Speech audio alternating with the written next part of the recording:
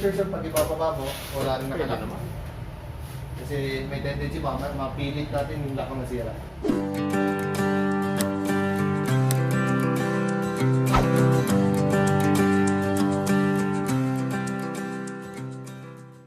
Hey kadventures, yan, good day ulit sa inyo, no? Dito tayo ngayon sa WorX316, no? Hindi lang natin yung magpapagawa, no?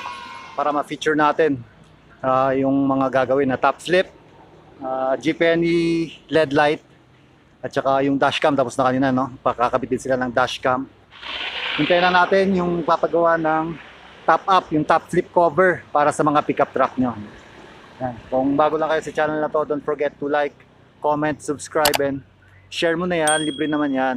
Alright, yung link ng WorX316 lagay ko na lang dito. Yan. Paki-like na lang yung page nila. Yan. Magawa sila. Yung last vlog ko, no? Lagay ko na lang dito sa taas, no? Kung ano yung mga ginagawa nila dito. Yan.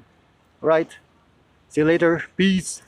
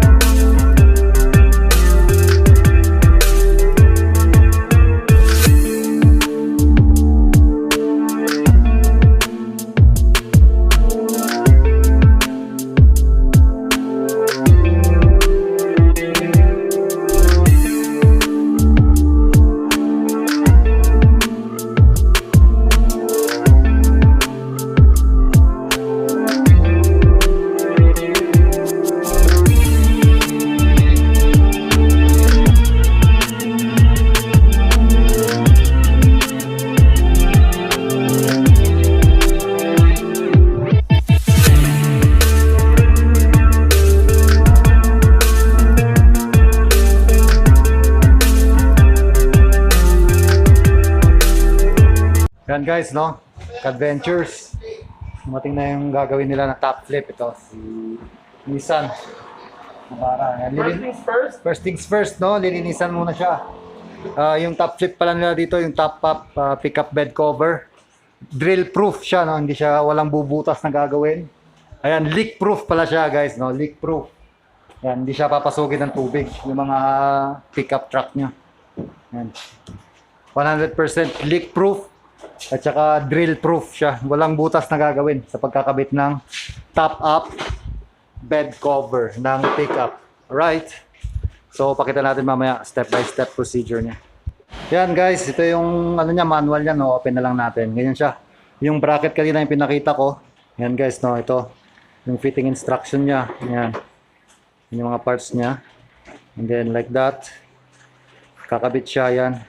Kaya siya drill proof siya, walang gagawin na mga butas dyan sa mga pickup nyo. Yan. Ganyan. Tapos ganyan na yung magiging finish niya. Yan. Dito lang yan sa WorX316. Yan, kadventures. Sinanggal muna to, no? Yung cover niya. Kakabit na itong mga brackets. Guys, kinakabit na yung bracket. Ayan, magsisilbing holder niya yun.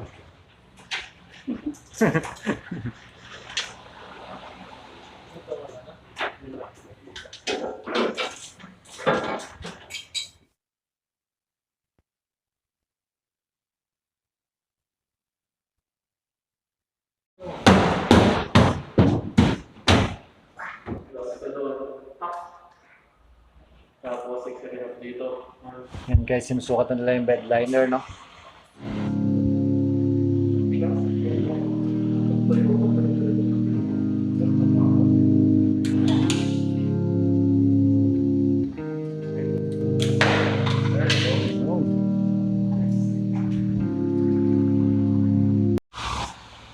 Yan guys, so nabutas na nila, oh. Yan.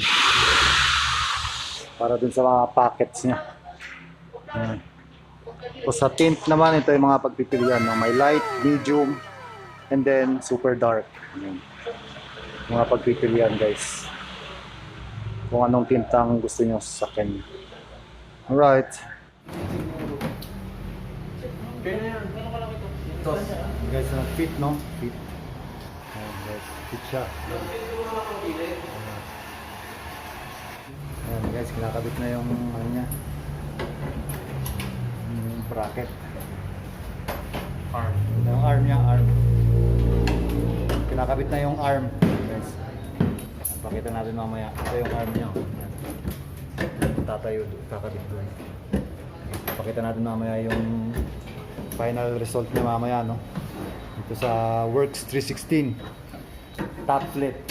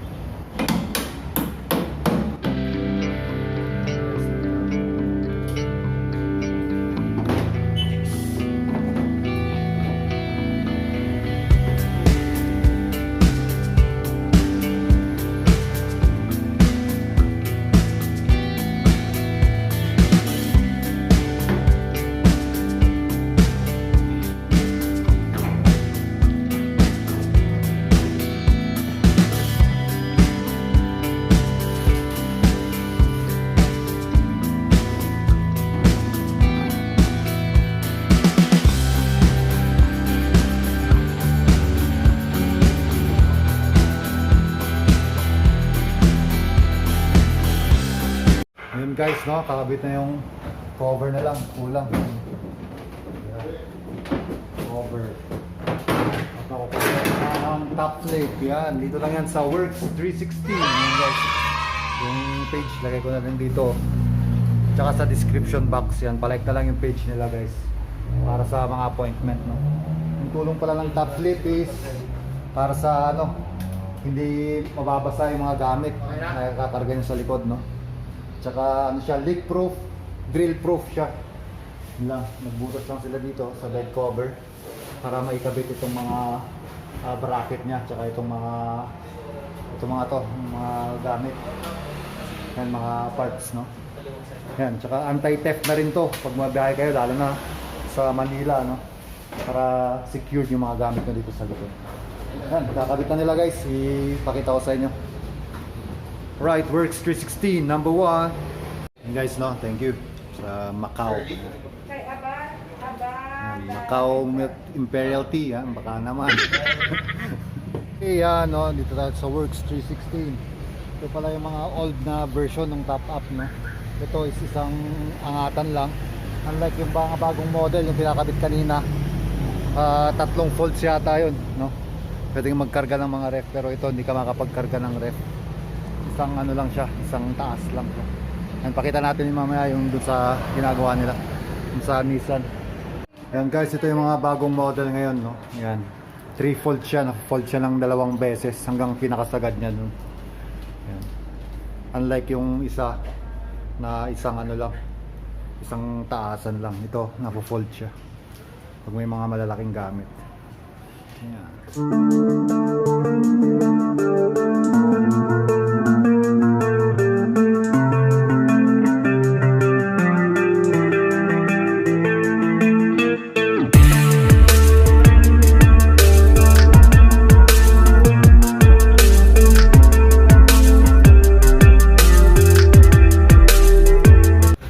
Kakabit na yung H11 na GPNE LED light. Ito yan sa fog light. Kakabit. So, guys, GPNE. Yan, pakabit na kayo dito guys. Dito lang yan sa WorX316. WorX316 guys. Pero magkano ang top up? Additional lang po tayo, lalagyan natin ng mga brackets, magiging ultimate na rin po. Magkano price? 39 po. Yan guys, yung ilaw nyo. Happy depende never die the return. Pero depende po kasi sa paggagamitin nyo. Yun lang. Papadala ba nila to? Ha? Papadala nila? Yun na lang, doon na lang Yung lock, kaya nasabi ko yung lock. lock na. Kasi dito. Hindi, tsaka yung lock dito, tsaka yung lock mismo dito. Yung problema rin natin.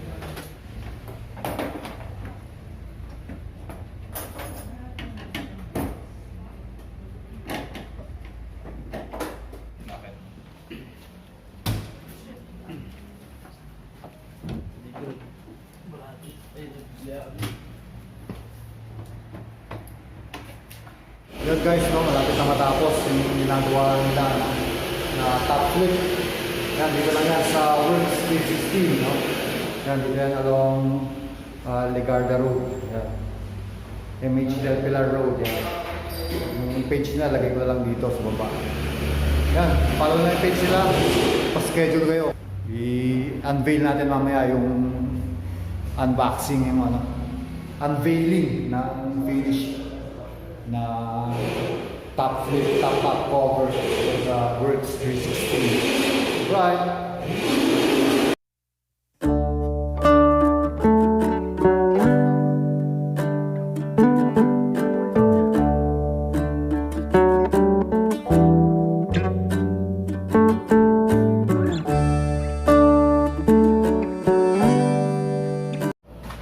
So, yung holder niya na plastic pa.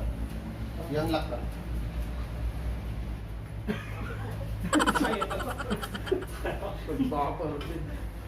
Ilaw yung kaya sa amin.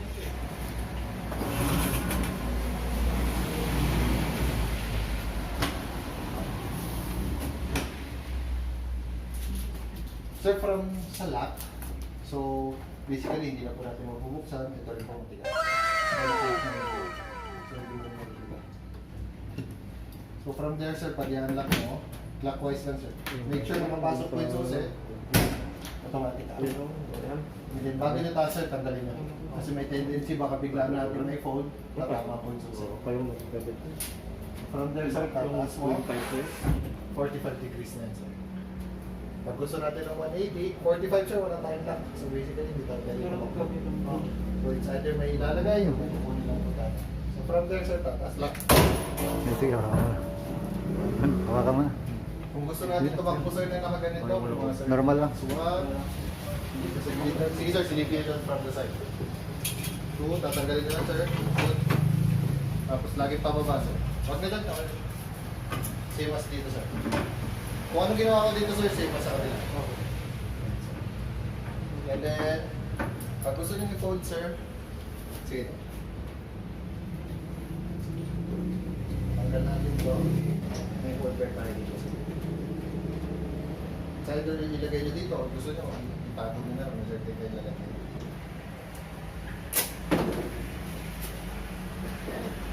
So dapat sir, pag meron sa akin yung sa butas, dapat may sabang lock dito sir. Pero ito po yung sinabi ko may factory defect. So for example sir, natanggal natin yan, next na fold na po tayo.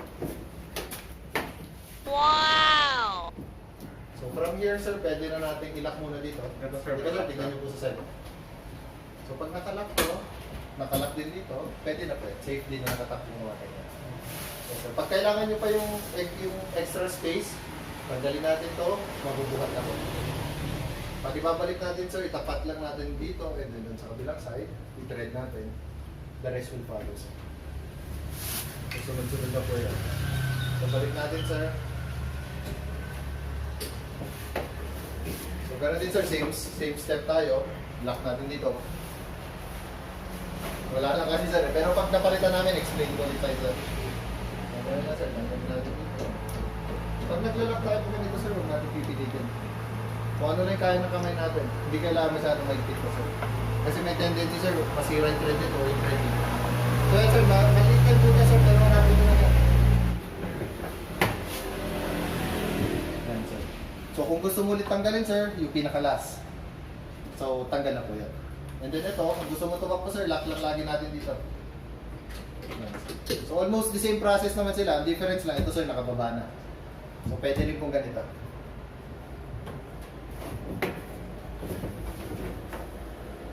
Babalik mo, kunyari meron yung bolt, which is yun yung wala sa factory sir, or mali ng factory.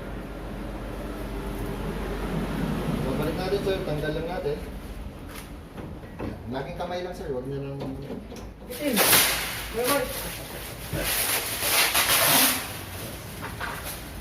So wala nung basically maintenance dito sir, tunas-tunas po. Ang maintenance na natin sa mga brackets W40. So yung mga joints lang sir, yung mga bracket sa loob sir. Kung ano yung mga gumagalaw. So sprayan lang natin once in a while sir. Sige, sir. Okay na po. Sige na, papasok na.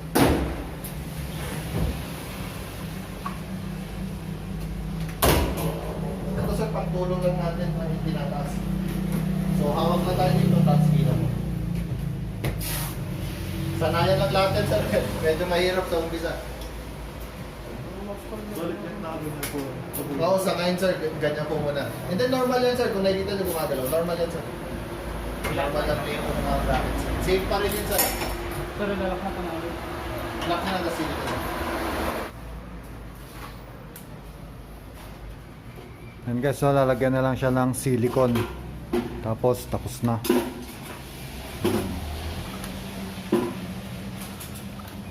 Papahirin pa yun sir para kuminis. Ay, lumapat pala.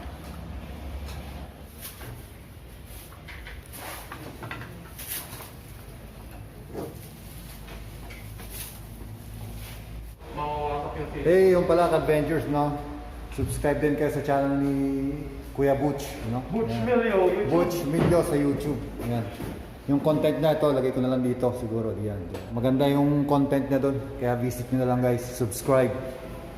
Ayan. Shoutouts pala kay, kay Son, no? Tsaka kay Russell. Shoutouts. Iniwan ako dito. No? Tsaka kay Mike. Yan. Shoutouts. Yan. Tsaka syempre sa WorX316, no? Pagawa na kayo. Guys, yan. DF film, GPNE, LED light, horn, MX na horn, and then yun, TopFlip. Yan. Yan. Silicone lang yun, and then tapos na tayo dito. Tapos uwi na rin ako. Tapos na tayo ng gabi. Alright. Stay safe lagi. Okay. Next ride out natin soon, no? Nakaluwag-luwag. Yan. Peace. Alright. Yan na yung finished product niya guys. Umaga kayo bukas eh. Kasi Yan, may silicone na siya diyan guys. Kita. nakaya kasi kami. Makita niyo naman guys, so walang daya. Yung stickers nila. Kaya nang final con.